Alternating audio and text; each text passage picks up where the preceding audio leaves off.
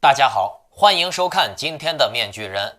哎呀，今天出大事了，出大事了呀！哎呀，川粉们的心都要碎了。就在刚才呀，拜登拿下了参议院，那等于说美国现在的民主党呀，同时掌控了众议院和参议院，那他在国会就有相当大的这个分量了。那这一下啊，就会导致民主党的权力非常的大，远胜于当年的川普。那这个事儿呢，就是民主党拿下参议院，具体是怎么回事呢？你别急嘛，听面具人我给你慢慢道来。这次参议院掌控民主党的关键州在于乔治亚州，这次乔治亚州选举的重要意义程度是非凡的。民主党拿下乔治亚，就50-50和共和党参议院人数打平，那共和党就不再是多数党了。而投票在50-50的情况下的话，副总统有权投票，所以呢，加上民主党的副总统哈里斯裁定票，那哈里斯是民主党，他肯定是投民主党了，对不对？参议院也就等同于被民主党拿下。目前呢，众议院也是民主党，参议院也是民主党，对吧？总统还是民主党。拿下乔治亚代表了锁定参议院、众议院民主党都是多数，从而呢，民主党拿下国会。而乔治亚州对于共和党也一样非常重要，众议院与总统都是民主党胜出，在失去参议院，那共和党的影响力就会大减。乔治亚州对于共和党也一样的非常重要，众议院与总统都是民主党胜出，那如果共和党再失去参议院，那共和党的影响力就大减了。麦康奈尔下台了以后，共和党等于说这几个大佬，罗姆尼心不在共和党了，这个为了共和党的建制派的麦康奈尔着想的这个麦康奈尔也倒了，然后共和党里面的大佬川普现在也下台了，那你说共和党现在怎么办？除去党派之外啊，这次选举对群众的影响也很大。就说美国的纾困法案吧，民主党提议发多些钱给群众，那共和党只同意发600块美元嘛。虽然呢，川普也赞同发2000，川普不是发推特了，说发600太少了，发2000。但我看来啊，大部分可能是川普报复麦康奈尔，不继续支持他，让麦康奈尔陷入一个两难的困境，而不是真正为了群众。不管怎么说呢，川普要是真的发2000块钱给美国人，那是好事呀，美国人肯定高兴呀，有钱了，对吧？只是呢，这个提议在众议院通过了，而麦康奈尔拒绝对每个人发2000块钱的这种提案进行投票，而麦康奈尔这一行为招来了群众的大骂。在这里啊，肯定很多人说，哎呀，不是佩洛西也反对这2000块钱吗？这是网上的传言，网上传言说佩洛西因为反对2000块钱啊，家里面被泼红油漆呀，被泼粪呀，对吧？那面具人，我给你们说，这个事情啊不合理。为什么？佩洛西一直以来都喜欢跟川普对着干，并且呢，佩洛西这个人不傻，他听川普说发2000，川普你敢不敢发2000？你川普说敢，那我就发，来嘛，试一下。川普当时说要发2000块钱每个人的时候，佩洛西当场就同意了，并且呢，每天啊，佩洛西都在吹川普，说你川普什么时候发这个2000块钱呀，对吧？赶快呀，快点把这个表决出来呀，发钱呀，你不要光卖嘴子，光说不练假把式嘛，对不对？当然了，网上这些川粉啊，也肯定就说，这佩洛西也不同意呀。为什么佩洛西不同意？因为这个救济金法案没有发出来呀，这2000块钱没有发下来呀，对吧？就是因为佩洛西不同意，这个钱才没发出来呀。但是你们不知道，实际上呢，这有一个逻辑盲区啊，就是说别人不告诉你说这个2000块钱每个人的纾困金，说这个2000块钱是必须要参众两院都同意表决的，对吧？大多数人通过了以后，这个钱才能发下来。但是呢，只要麦康奈尔这边不同意表决，不同意，多数人投票，那佩洛西这边再怎么同意也没有用，结果还是2000块钱发不下来，对不对？那就让大家感觉好像2000块钱没有发下来，是不是佩洛西在中间从中作梗呀？哎呀，佩洛西也不同意，麦康奈尔也不同意，所以呢，结果就是2000块钱没发下来。实际上呢，只要这个法案参众两院只要一方不同意，那结果就是钱发不下来。不管谁不同意，结果都是一样的。另外一个人同意，也会被不同意的人给影响，导致就是这么个结果，钱发不下来。所以呢，关键问题就出来了。哎呀，一涉及到给老百姓发钱的这种事情啊，那老百姓肯定会选给他发钱的政权嘛，对不对？谁不喜欢钱呀？谁不想着平白无故天上撂下2000块钱嘛？但是呢，退一步来讲，你把钱印太多了也不好，会增加日后的压力。但是呢，美国现在就处在这个难关，对吧？而且这个事情是川普总统提出来的，那既然总统都放话了，你就要执行下去呀，对不对？再说了，你如果没有钱的话，美国的这些苦难人呀，他连现在这段苦日子都过不过去了呀，撑不下去了。这个纾困法案啊，说的就是留得青山在，不怕没柴烧。但问题是，哎呀，你现在不发钱，你连青山都不在了，你还怎么烧柴呀，对不对？你还怎么振兴经济呀，对不对？乔治亚州参议员选举对于民众的另外一层深层意义就是只得到了600块钱的补助，2000块钱呢没发下来。如果说民主党获胜，这2000块钱就稳了。那面具人我也相信，这也让很多乔治亚州居民投给民主党，这是一个重大原因。那因为一开始民调那是共和党领先的，而且呢，总统大选民主党也只是以小部分情况胜出的，而此次民主党赢得乔治亚州和钱的关系也非常大的。就在乔治亚州的一名民主党参议员胜出后， Twitter 热搜的群众都在庆祝麦康奈尔狗，麦康奈尔下台，麦康奈尔大傻逼。也可以看出来，麦康奈尔不对2000块钱的纾困金进行表决，引得了群众不满的程度的这种严重性所带来的后果。哎呀，面具人我就觉得这个底层群众啊，他不会考虑什么哎呀以后的连锁效应，知道吗？他只想着今天吃饱饭，今天有钱花，今朝有酒今朝醉，明日愁来明日愁。在总统大选中，乔治亚州选票比率是拜登 49.5 对决川普 49.3， 就差了 0.2 个百分比。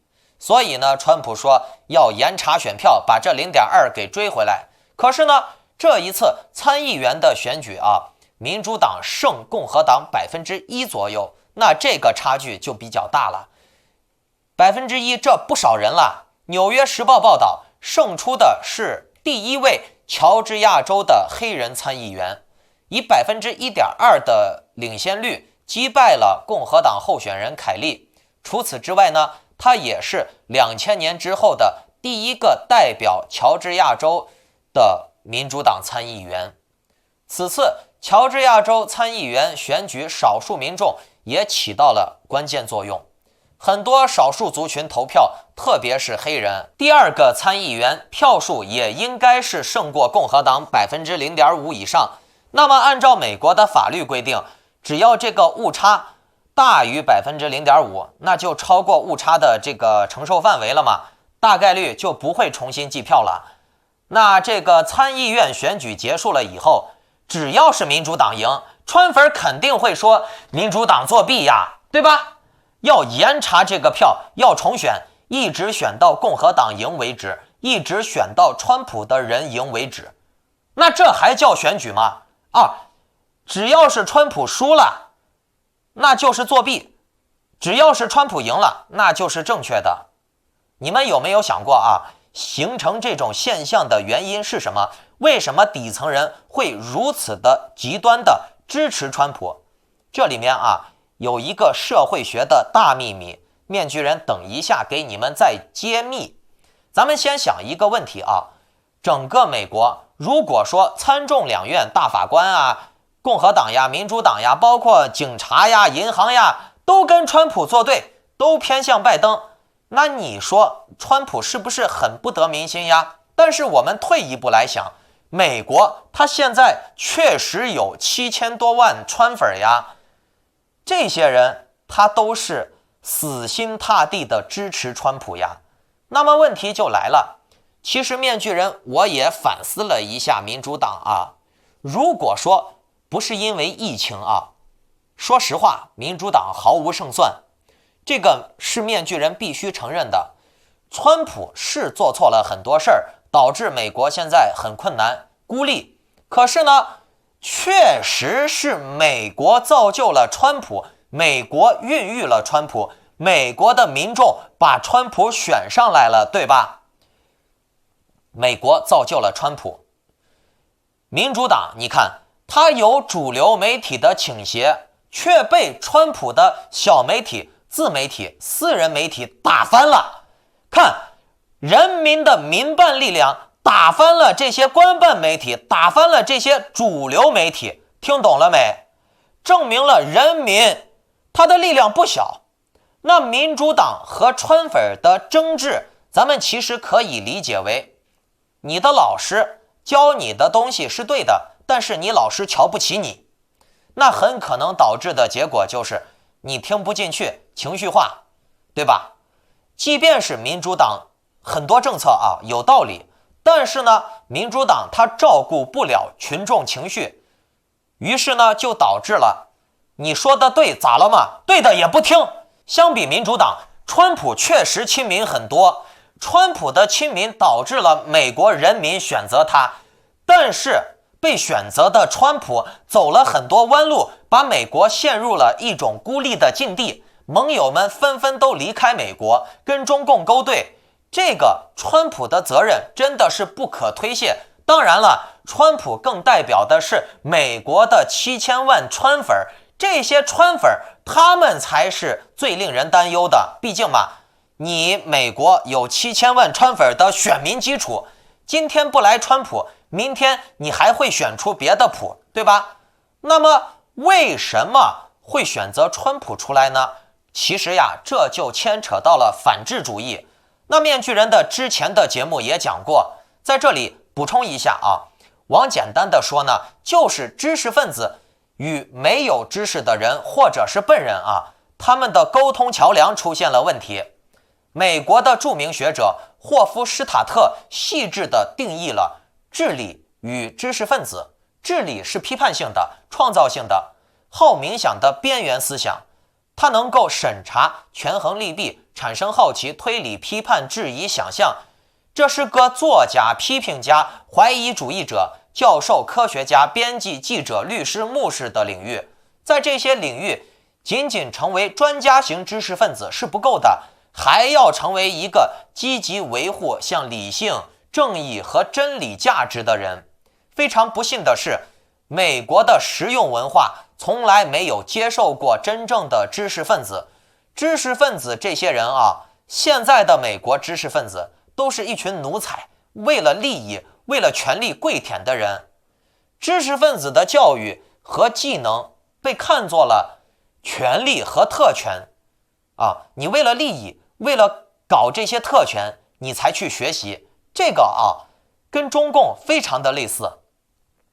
知识分子就因为他们垄断或者是恃才放旷、装逼自大，被看作了一小群的装逼犯的狂妄自大、恃才傲物、虚伪谄媚的精英，天天跪舔这些权力者。恰好因为这个民主党是前朝嘛，所以呢，他们就会觉得，哎呀，美国的这些知识分子都跪舔民主党，也恰恰是因为民主党忽略了这些被遗忘的边缘人群。可是这些人并不占少数啊，明白了没？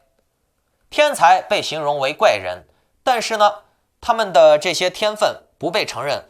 很多美国人都认为自己是天才，天生我材必有用。但是呢，这些人不被重视，知道吗？教育资源分配也不公平。所以呢，比起教育啊，你看很多美国的知识分子，他们的内心经验乃至对宗教品性、直觉和道德的观念，成为了这种逐利和跪舔的标杆了。其实这个现象啊，并不仅针对于民主党，同样的针对共和党也适用。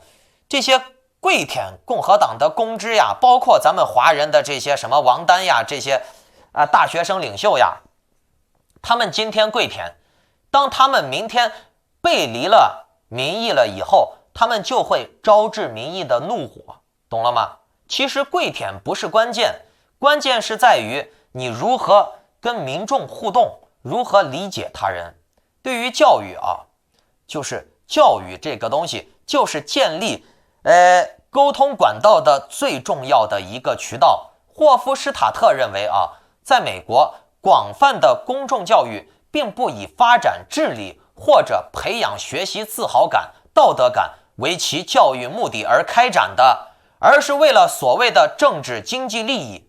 孩子们并不被认为发展智力是正义的，而像是市民被训练成绝对民主那样，民主成为了一种获利的工具，懂了没？也就是说，霍夫施塔特他认为啊，即使学了再多东西，对于一个人的道德品行的提升都是非常有限的。一个人的道德败坏很可能会引起一个社会的道德败坏。那知识分子这些懂得多的人，按理来说应该都是什么老师呀、律师呀、理性的代表的这些人，他们有知识，可是呢，他们道德败坏了以后，那他们对社会的危害就是很大的。他们可以骗这些笨蛋呀，笨蛋一被骗怎么办？他就发火呀，对不对？你就像美国的一些底层人呐，尤其是这些红州的贫下中农，他们经常被排斥在主流之外，教育之外。那当然了，这些人因为长期的边缘化，也导致了他们自己装逼，也是装逼。就像那种中国的农村人没文化，还特别的傻，还特别的这个冲，对不对？这都是力的相互作用。那一些底层的人呀，他也有尊严，你知道吧？虽然说你这些知识分子呀有技能，但是这些底层的人他没技能呀，他的学历呀也不会太高，对不对？那不能怪他，因为每个人生下来都是无知的，对不对？也有可能是教育资源分配不公平、社会风气导致的，但这并不是他的错。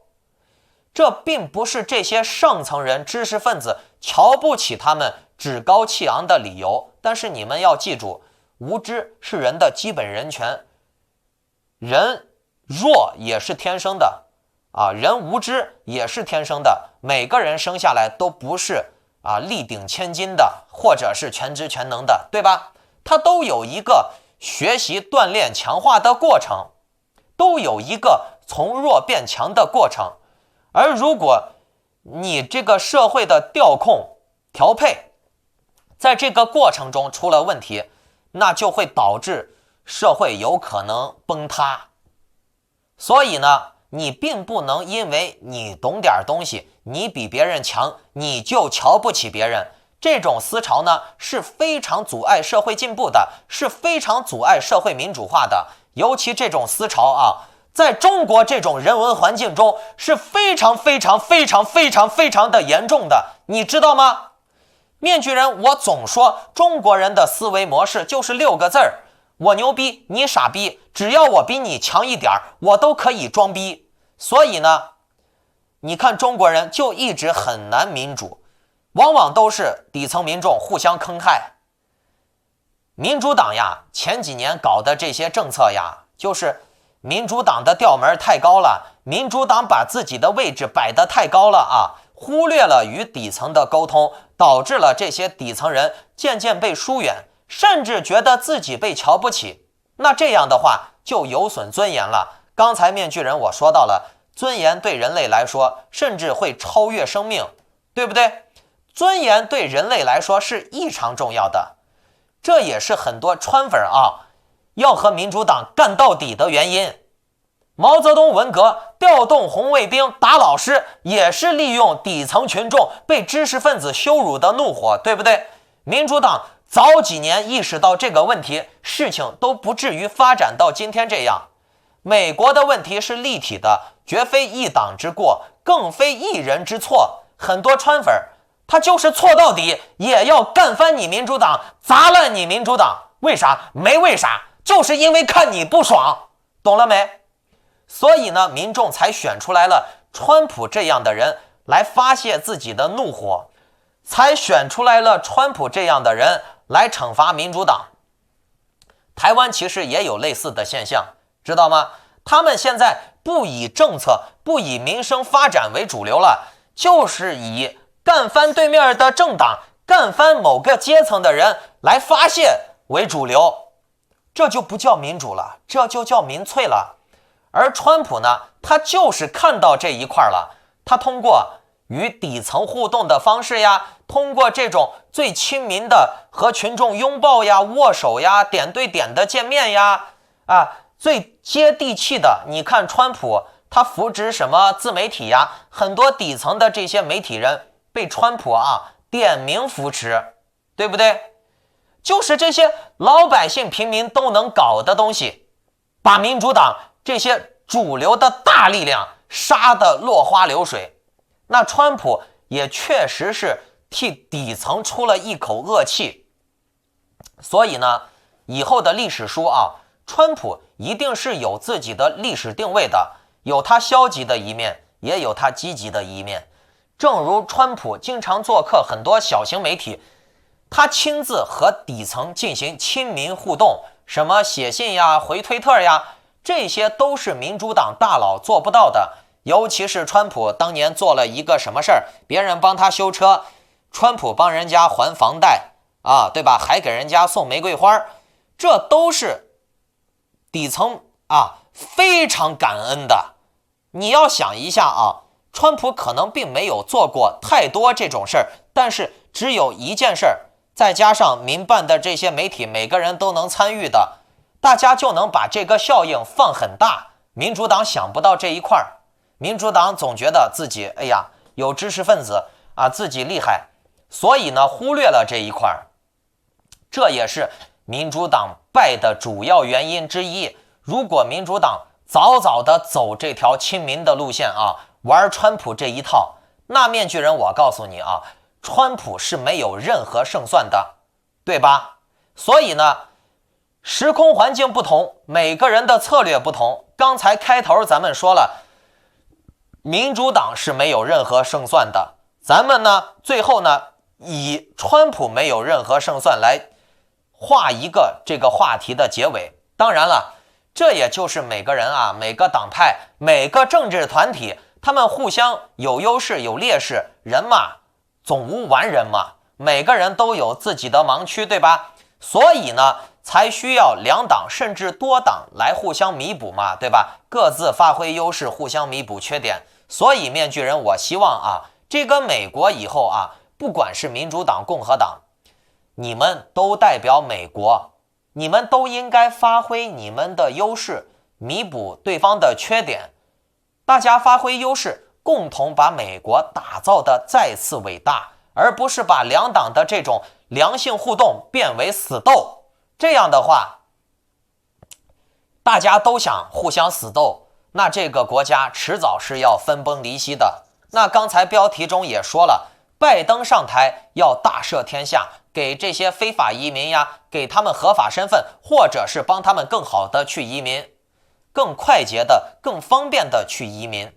拜登已经做出承诺，改变美国的移民法则，为1100万非法移民进入美国开辟入籍途径，同时呢，取消美国和墨西哥的边境墙计划，发布命令允许促进非法移民家庭团聚，废除穆斯林进入美国的限制。同时呢，拜登还要批准每年接收12.5万难民。实际上啊，这里面有个统治哲学，你们看好啊，为1100万非法移民开辟入籍途径，每年还要接收12.5万难民。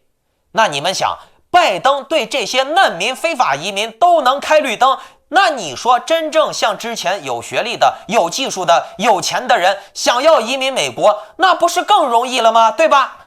那美国对外界的吸引力那就会更强，对不对？吸引力一强以后，美国的国力很可能就会加强，是不是？人已经过来了，怎么样用就跟你拿刀能砍人，拿刀能做好吃的是一样的，对吧？你不要说移民过来了啊，什么犯法呀、不好呀，那只能说明你政府管得不好，对不对？调控的不好，分配的不好。那中共有14亿人现在绑架全世界啊，坑害全世界，对不对？搞贸易倾销，那中共为啥能玩得好，你美国玩不好呢？是不是？咱们不能说见到中共就骂，中共有它优势的地方，有它可取的地方，咱们就学习，对不对？中共确实是，你看，从几十年前把这种最 low 的、吃不饱饭的啊，全世界这种，我告诉你，中国人当时啊不比非洲难民差，但是你看短短的几十年，虽然说中国人民现在还是苦，但是中国这个政权啊，共产党他坑害全世界，他捆绑全世界，这就是他的本事呀，对不对？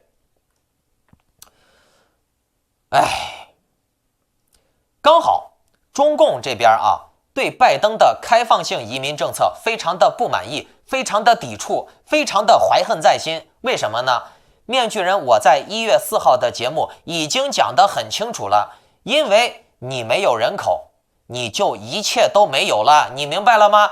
除非你在下一次工业革命能够完完全全的在各行各业上面拿机器人替代人力，但是呢，机器人替代了人力以后呢，机器人也不能作为消费市场呀，对吧？你想过没有啊？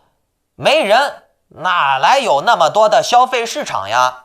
如果你说在一个人口大国里面，你把市场都搞不起来，你把消费都搞不起来，你把劳动力都搞不起来，那就不是人的错了，那绝对是你这个国家呀、方向呀，还有各方面政策的错误了，懂了吗？人已经放在那儿了，你搞不起来，那就是你无能。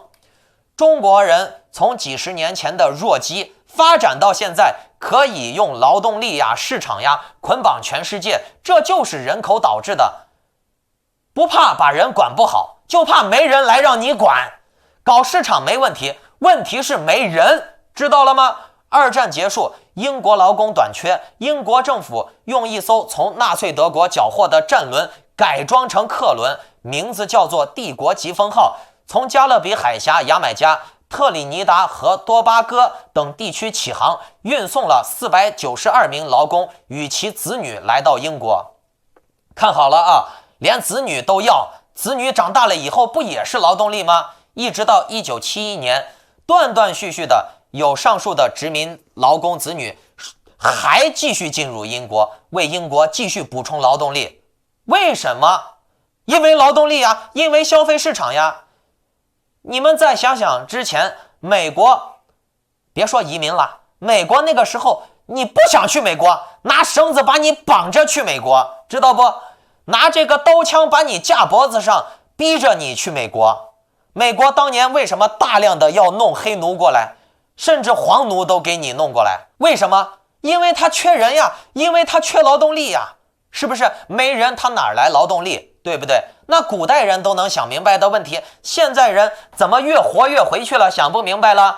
当年的美国可是拿着刀拿着枪把你赶着去美国，逼你去美国的，怎么现在的美国还不让别人来了？哦，你美国缺别人的时候，你拿刀拿枪逼人家过来给你干活，好了，你现在美国人过得好了，你却不让别人来了，你这是几个意思？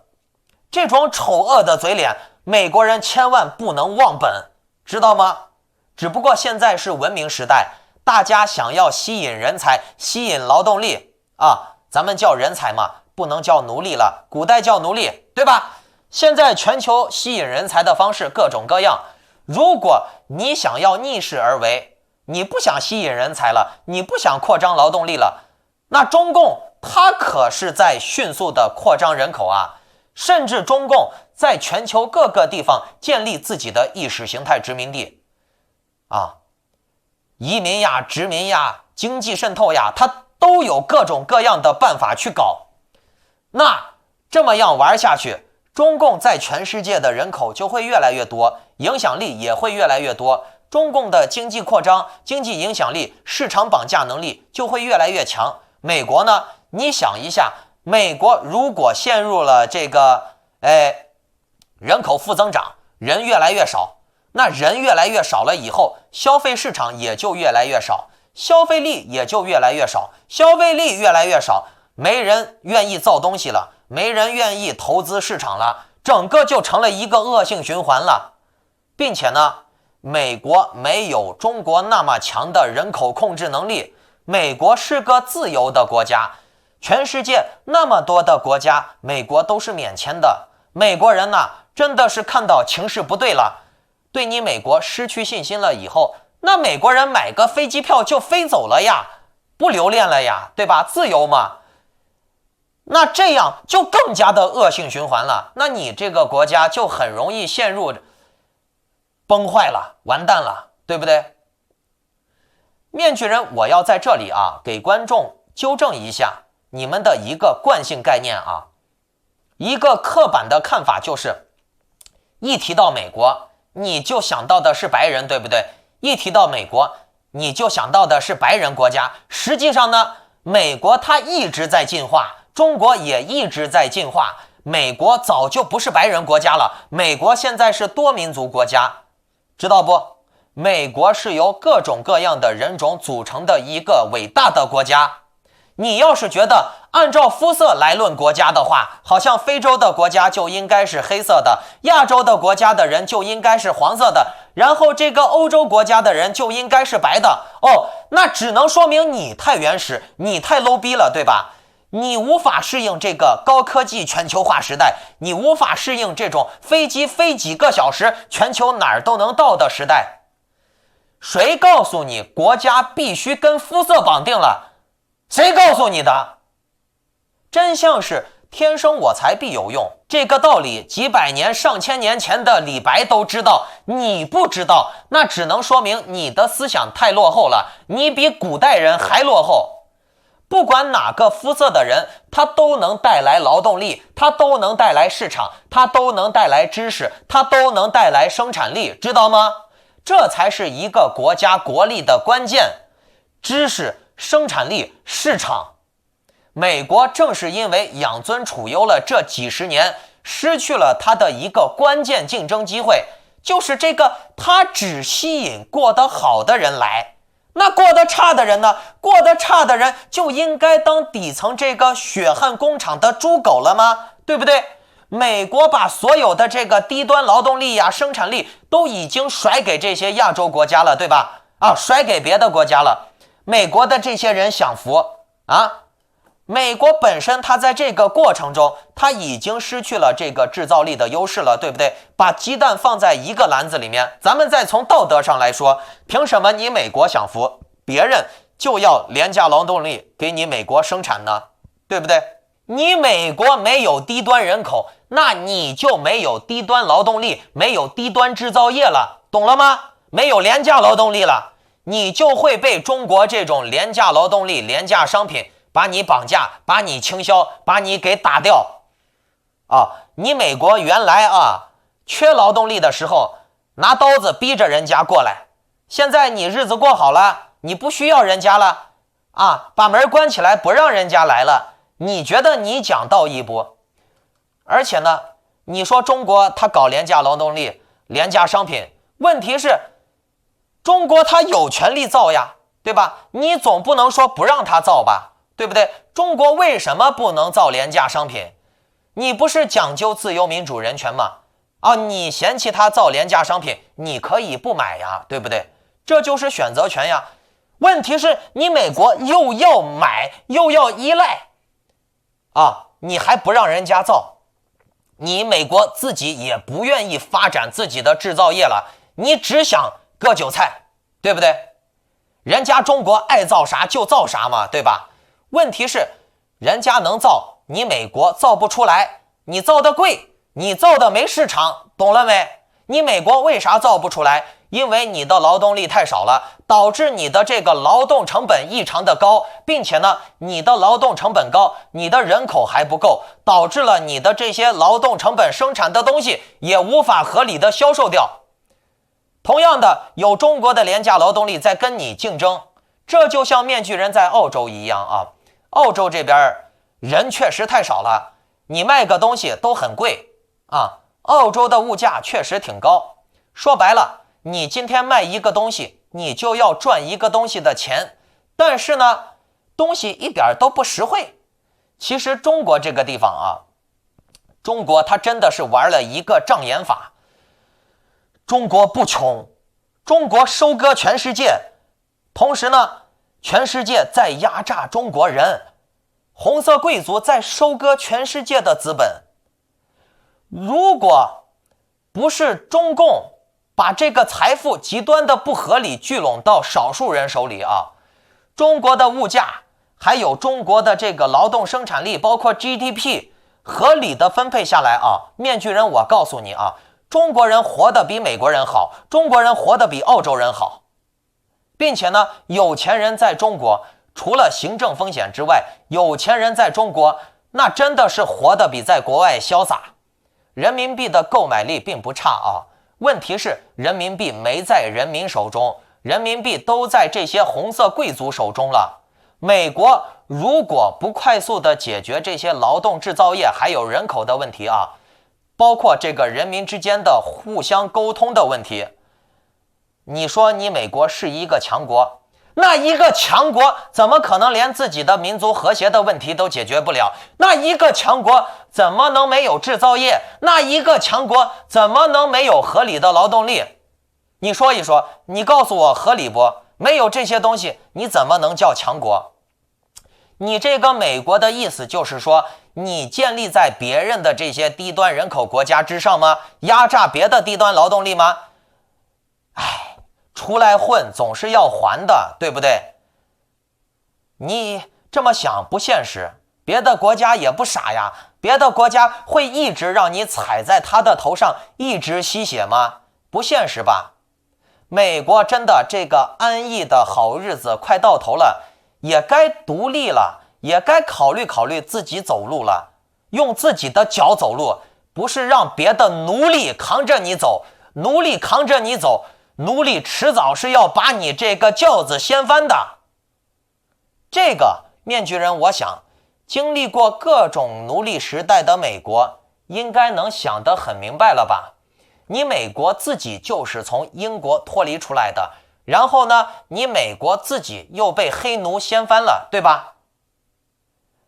你看中国，当然了，中国这种模式也不可取，但是呢，中国取得的这个经济效益啊，以中国的物价再把中国的 GDP 你们算一笔账，自己回去拿计算机算一下，合理分配下来啊，我就告诉你，比美国人潇洒得多。你在美国赚2万块钱很容易，你在美国拿2万块钱的这个人民币的工资，你到中国生活一下，你觉得你是什么爽快的感受，对不对？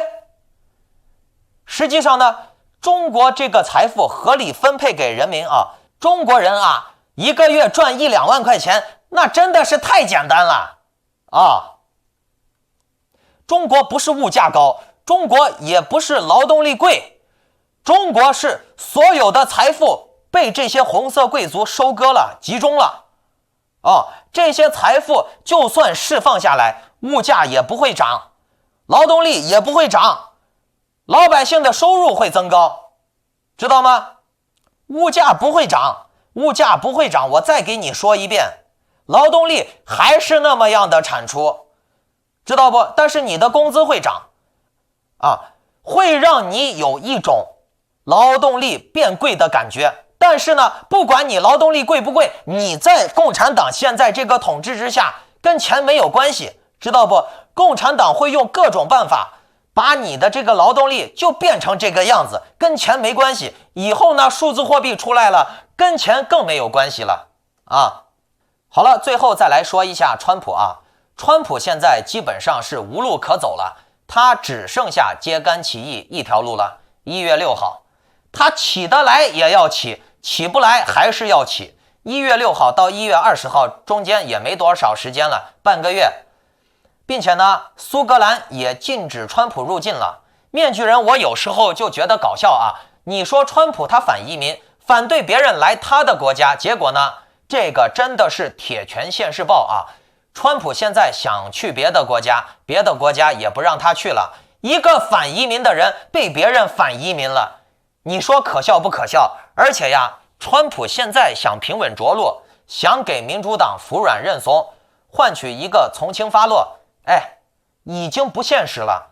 川普跟民主党的矛盾已经是不可调和了，并且呢，川普他现在也没什么可以讨价还价的筹码了。众议院丢了，参议院丢了，我告诉你，麦康奈尔现在都想弄死川普，包括罗姆尼呀，很多民主党大佬，彭斯都想捏死川普。川普把彭斯逼上绝路，你知道吗？川普现在唯一的筹码就是7000万川粉啊！川普现在有的只剩下了人民了，川普只剩下人民了。川普现在只有发动人民战争这一条路走，其他没有任何活路走了。面具人，我也相信川普他一路走下来，他最后的王牌他也明白啊，就是人民战争。川普现在只剩下你们这些川粉了。他没有别的路了，你们才是川普最重要的人。